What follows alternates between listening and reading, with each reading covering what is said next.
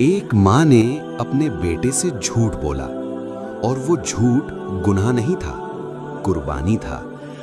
रमजान का पहला रोजा था। मोहल्ले में रोशनियां थीं, मस्जिद से तरावी की आवाज आ रही थी। हर घर में इफ्तार की तैयारी हो रही थी, लेकिन एक छोटे से घर में सिर्फ खामोशी थी। उस घर में 15 साल का अयान और उसकी अम्मी रहते थे। सहरी के वक्त दस्तरख्वान पर सिर्फ 2 रोटियां और 1 गिलास पानी था। अम्मी ने दोनों रोटियां उसकी प्लेट में रख दी।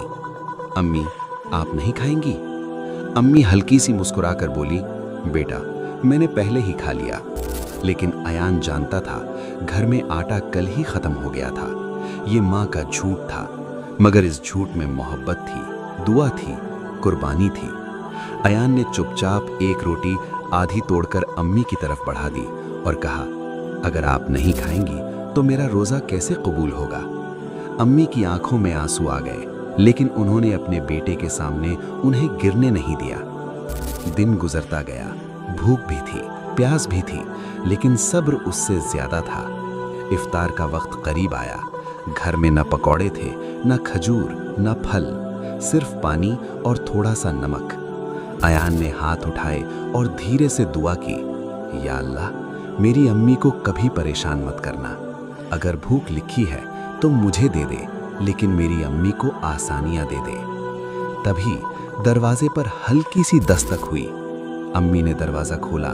बाहर एक बुजुर्ग खड़े थे, हाथ में एक छोटा सा राशन का पैकेट। उन्होंने कहा, बेटा, ये तुम्हारे अब्बू के पुराने दोस्त की तरफ से है। उन्होंने कहा था रमजान में दे देना। पैकेट में खजूर थी, चावल था, आटा था और साथ में एक छोटी सी उम्मीद। अम्मी रो पड़ी। अयान ने आसमान की तरफ देखा।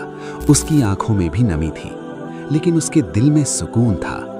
उस दिन अयान को समझ आया, रमजान सिर्फ भूख और प्यास का नाम नहीं, ये सब्र का महीना है, ये शुक्र का महीना है, ये माँ की कुर्बानी को समझने का महीना है, और सबसे बढ़कर ये अल्लाह पर यकीन का महीना है।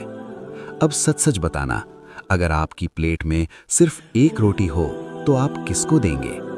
क्या आपने कभी अपनी माँ के ऐसे झूठ को महसूस किया है? और अगर आज आपकी माँ आपके साथ है तो क्या आपने उन्हें कभी दिल से शुक्रिया कहा है?